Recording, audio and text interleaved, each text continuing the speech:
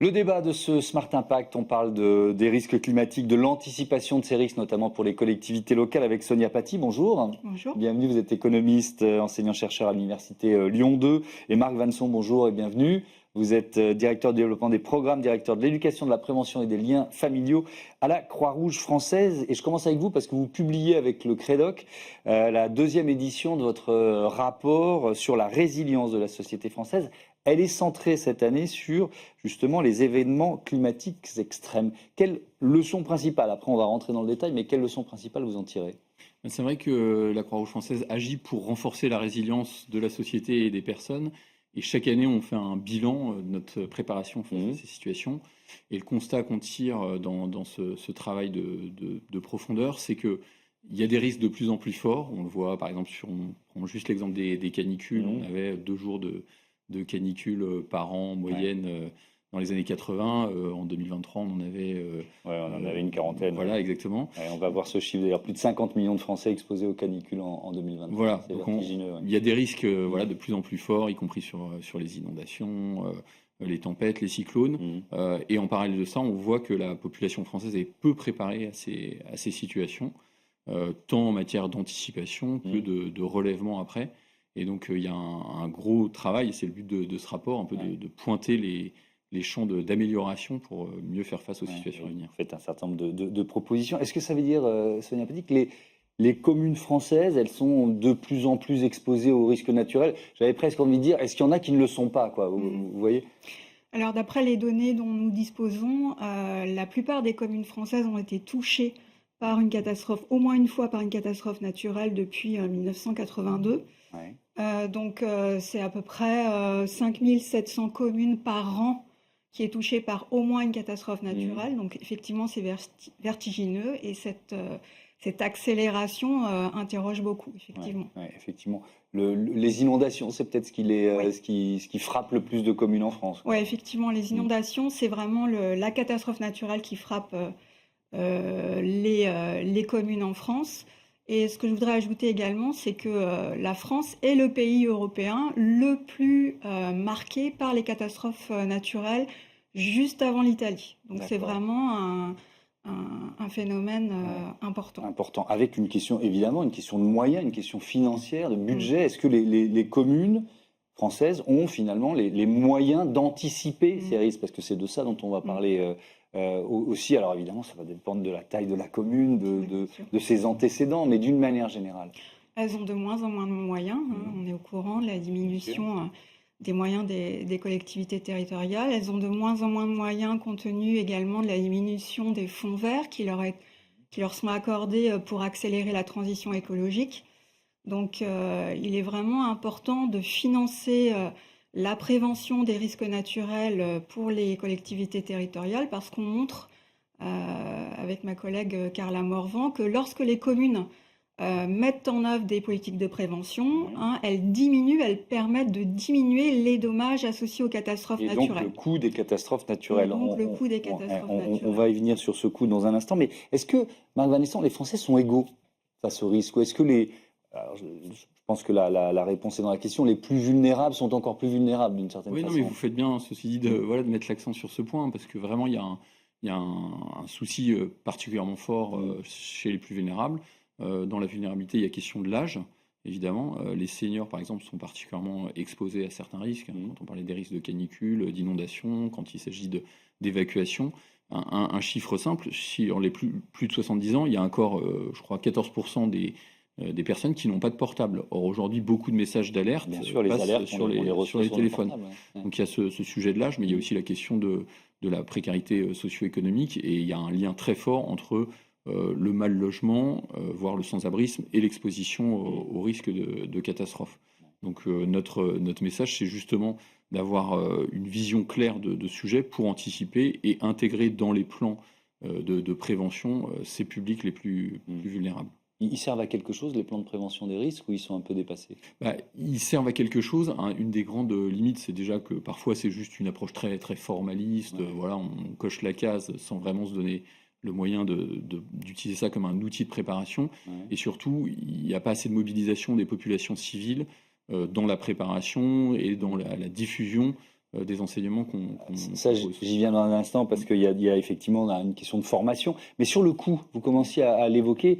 Je ne sais pas si on l'a évalué et à quel point il pèse sur les finances des collectivités territoriales aujourd'hui. Alors, le coût des catastrophes naturelles, alors c'est effectivement très difficile à évaluer, mais depuis les années 80, il a été chiffré à environ 100 milliards d'euros, Mmh. dont 40 milliards d'euros assurables.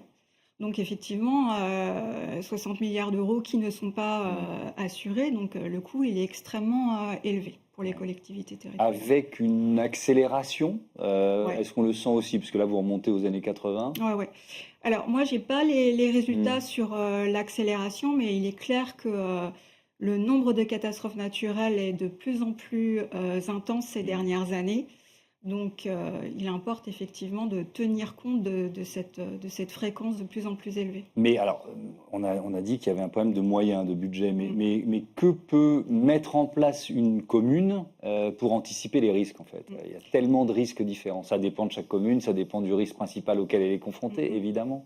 Alors, il y a les fameux plans de prévention des risques Oui, naturels dont parlait. nous parlions, Ouais. effectivement, qui permettent de mettre en œuvre un certain nombre déjà de règles d'urbanisme, de normes de construction qui permettent de prévenir les risques.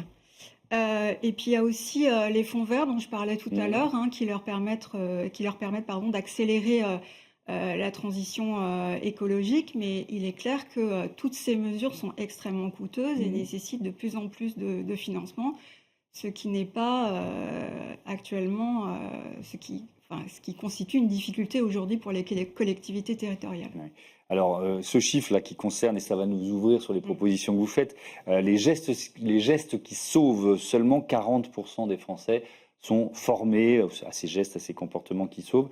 Alors, c'est en progrès, mais on est loin derrière d'autres pays européens. La France reste un des pays les plus faibles d'Europe. Et d'ailleurs, c'est c'est même, je crois, la première de vos 10 propositions, mieux former les Français. C'est quoi?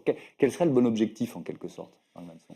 C'est vrai que la philosophie globale de nos propositions, c'est de renforcer le rôle des citoyens au cœur de ces situations d'urgence et de bien les intégrer comme le premier maillon du secours en situation d'urgence.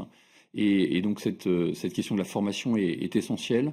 On voit que dans les pays d'Europe du Nord, on est plutôt à des taux autour de 80 voire 90%. Après, il n'y a pas de miracle, c'est juste parce que ils ont rendu obligatoire ces formations, par exemple pour accéder au permis de conduire.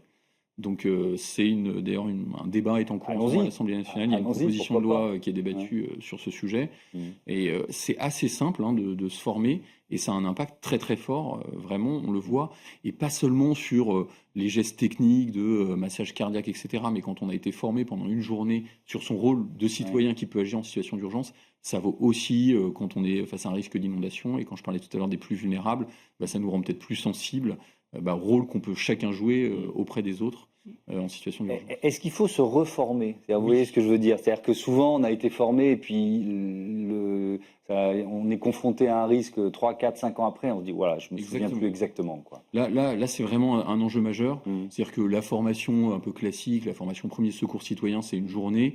Et il y a plein de petits formats de 2 heures où on peut se reformer, même avec des initiations. Là, cet été, on lance l'opération L'été qui sauve, où il y a plein de présences de bénévoles de la Croix-Rouge sur les lieux de vacances pour justement même un petit recyclage en une demi-heure pour rappeler quelques remettre à jour sur protéger, alerter, secourir, des choses vraiment basiques.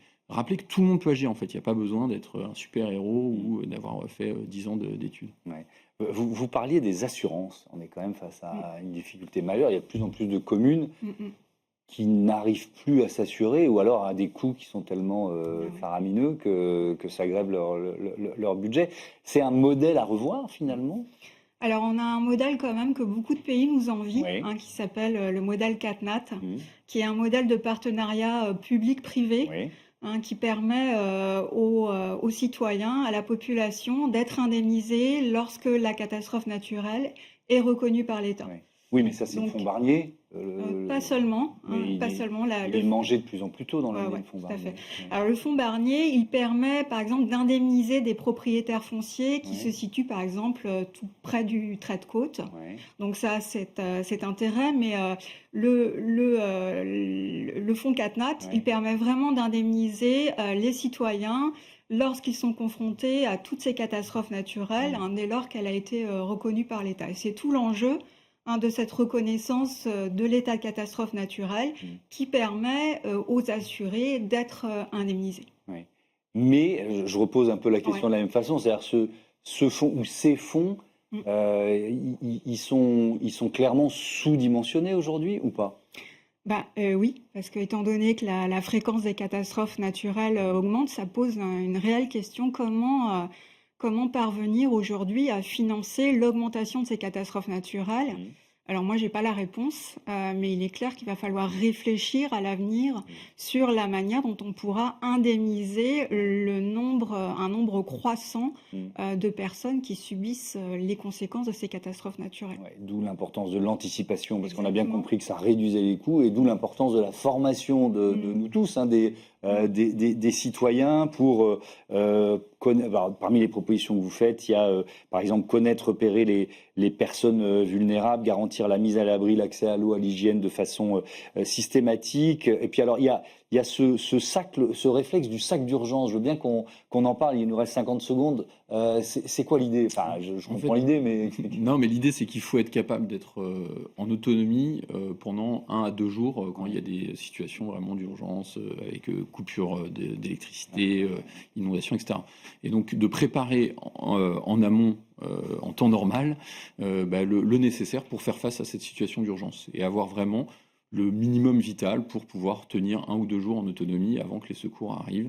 Et donc c'est de l'eau et de la nourriture, une lampe de poche avec des piles ou avec une manivelle pour enclencher l'électricité, des couvertures de survie. Enfin, voilà, et c'est vraiment un réflexe que chaque Français doit avoir, d'avoir ce petit sac, ce katakit, on appelle ça, le katakit, voilà, qui permet d'assurer ces situations d'urgence. Voilà, merci beaucoup. Préparez votre katakit. On a tous retenu la leçon. À bientôt sur Be Smart for Change. On passe tout de suite à notre rubrique Startup.